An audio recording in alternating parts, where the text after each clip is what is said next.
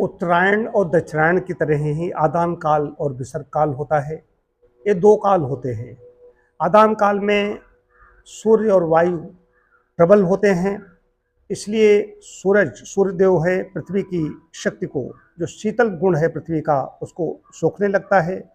और जो पृथ्वी से सूखने लगती है, पृथ्वी से जलीय अंश रस है उसको सूर्य खींचने लगता है। उसी प्रकार से हमारे शरीर से भी श्वेत ज़्यादा निकलता है, हमारा शरीर भी कमज़ोर होने लगता है। विसर्ग काल में पृथ्वी धीरे धीरे ठंडी होने लगती है। पृथ्वी ठंडी होने लगती है तो पृथ्वी पर वर्षा काल के बाद पृथ्वी ठंडी होगी तो हमारी सेहत भी अच्छी होती है, हमारे श्वेत नहीं निकलता, हमारे शरीर में संचित होता है, हमारी पाचन शक्ति हमारी बढ़ती है, इससे शरीर हमारा पुष्ट होता है।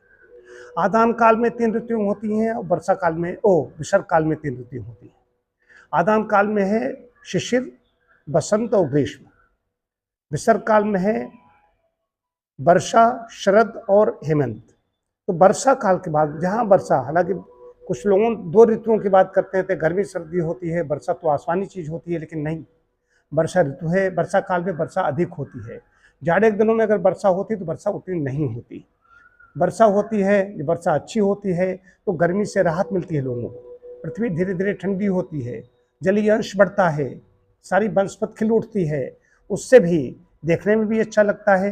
कभी कभार गर्मी होती है, वर्षा काल में भी होता है कभी गर्मी, कभी मतलब कि मौसम अनुकूल हो जाता है, लेकिन धीरे धीरे क्रमशः ठंड बढ़ती जाती है। उसका शरद, हेमंत, शरद से प्रारंभ होकर के हेमंत में ठंड बढ़ जाती है। और उधर जो आदान काल का प्रथम प्रारंभ है उसमें शिवग्रीव शहे 3 कहे गए हैं, शिशिर, बसंत, ग्रीष्म, वर्षा, शरद, हेमंत। तो वर्षा, शरद, हेमंत, शिशिर उधर का हो गया आदान काल का। बसंत भी उसमें अच्छा होता है, लेकिन बसंत में भी तमाम दोष, कफ जनित समस्याएं पैदा हो जाती हैं, बुखार आने लगता है, सब लोग देखते हैं होली के बाद में ऐसी समस्याएं हो जाती हैं। शरद ऋतु में भी ऐसा होता है, इसमें पित्त दोष जैसे कुपित होंगे, बुखार उखार इसमें प्रारंभ हो जाएगा। अब आप हम लोग देखेंगे कि इधर अक्टूबर में, नवंबर में ऐसी समस्याएं ज़्यादा होंगी। वर्षा काल से ही हालांकि शुरुआत हो जाती है। ऋतुओं का भी संधिकाल होता है, तो ऐसा नहीं अब ऋतु एकदम प्रारंभ होगी ऐसा हो जाएगा। वर्षा काल का अंतिम चरण चल रहा होता है, तब यहीं से अभी देखो बुखार और जुकाम ऐसी समस्याएं शुरू हो जाती हैं, ऐसे उधर होता है। ऋतुकाल के हिसाब से अगर हम अपना आहार विहार ठीक रखेंगे तो हमारी सेहत अच्छी रहेगी।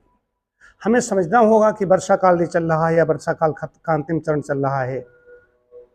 अंग्रेजी महीने देखें तो खत्म हो गया है, वैसे मध्य सितंबर तक चलता है, चैत्र वैशाख के अनुसार हम देखेंगे तो, लेकिन इसमें बात रोग ज़्यादा कुपित होंगे, अभी पित्त जनित समस्याएं ज़्यादा होंगी, बसंत में कफ जनित समस्याएं ज़्यादा होंगी।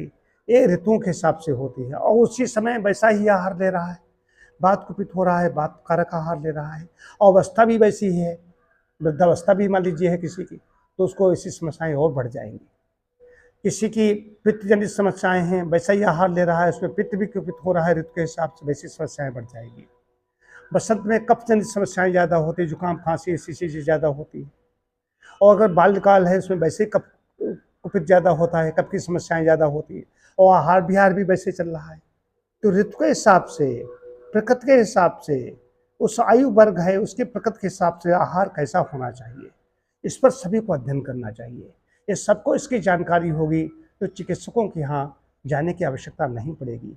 घर में ही आपको ऋतुचर्या के बारे में इतना माता पिता से, दादा दादी से, नाना नानी, मामा मामी, वहाँ से सब चीज़ें जानकारी आती हैं।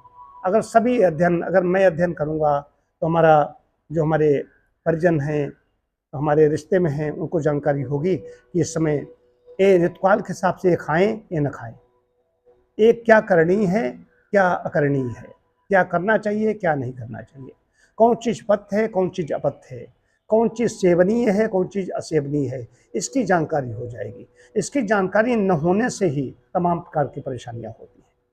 तो आदान काल और विसर्ग काल 2 के बारे में जानकारी होनी चाहिए। उत्तरायण दक्षिणायन तो जानते हैं, देखिए आदान सूर्य आहरण करता है, खींच लेता है, आकर्षित कर रहा है अपनी ओर। अब विसर्ग में हमें मिलने लगता है, सूर्य की किरणें, सूर्य का ताप कम होने लगता है, सूर्य की शीतलता, ऐसा लगता है सूर्य ठंडा पड़ गया है, और चांदनी इधर बढ़ जाती है रात में। और इधर सूर्य का ताप ज़्यादा है, चंद्रमा की शीतलता कम हो जाती है। इसका प्रभाव इसका पृथ्वी पर पड़ता है और पृथ्वीवासियों पर पड़ता है। जलचर, थलचर, नभचर सब पर प्रभाव पड़ता है। तो इसको जानना जरूरी है। देखें, उस पर अध्ययन करें, वैसे अपनी दिनचर्या बनाएं, स्वस्थ रहें, खुश रहें।